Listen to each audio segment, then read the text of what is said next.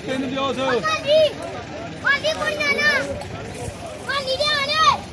ਲੱਸੀ ਨਾ ਲੈ ਚਲੇ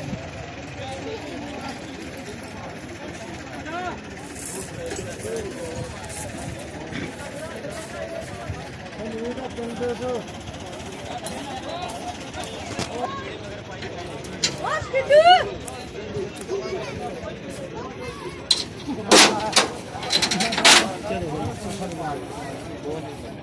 ਆਖੋ ਧਿਆਨ ਦਿਓ